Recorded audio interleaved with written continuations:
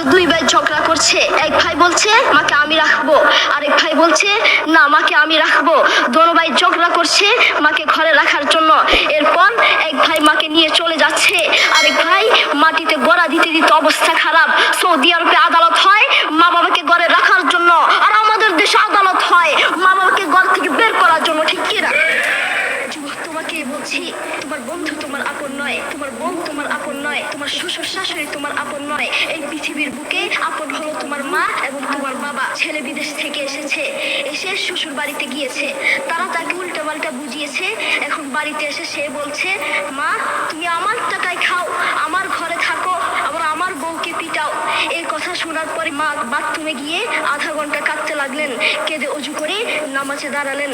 নামাজ পড়ে আল্লাহর কাছে বলতে লাগলেন, আল্লাহ তুমি আমার ছেলের উপর রাগ করিও না, ও ভুল করেছে, তুমি আমার ছেলের উপর রাগ করিও না, আমি আমার ছেলেকে বুঝাবো।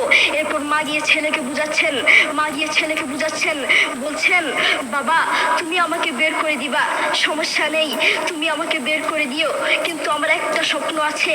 ছেলে বললেন কি স্বপ্ন বলেন?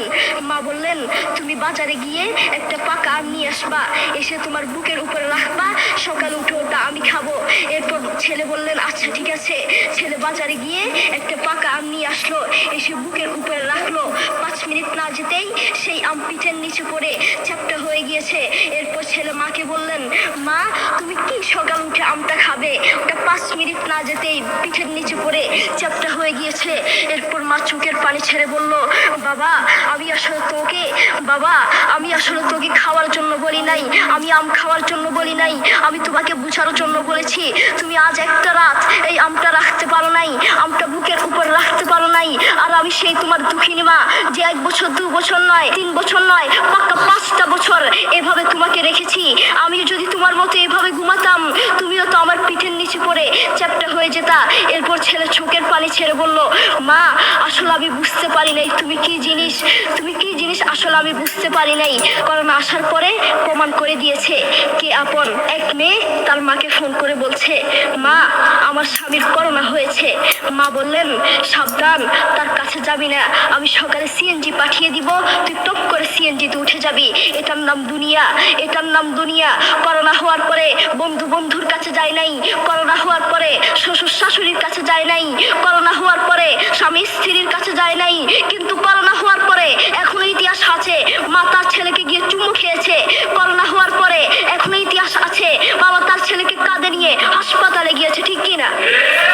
যুবক তুমি তোমার মাকে তুমি ঘর থেকে বের করছো, তুমি তোমার মাকে বৃদ্ধাশ্রমে পাঠাচ্ছ, তুমি তোমার মাকে হত্যা করছো, তুমি তোমার মাকে জবাই করছো।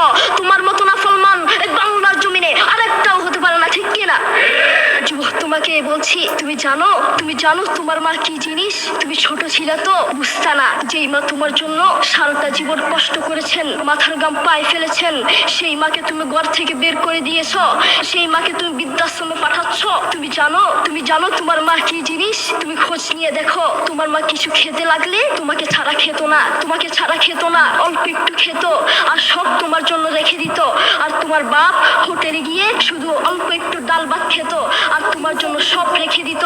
তোমার মার তোমার প্রতি এত মায়া, তোমার বাবার তোমার প্রতি এত মায়া, সেই বাবাকে তুমি ঘর থেকে বের করছো, সেই মাকে তুমি ঘর থেকে বের করছো, বৃদ্ধাশ্রমে পাঠাচ্ছ। তোমাকে আল্লাহর সামনে আসামির কাঠগড়ায় দাঁড়াতে হবে।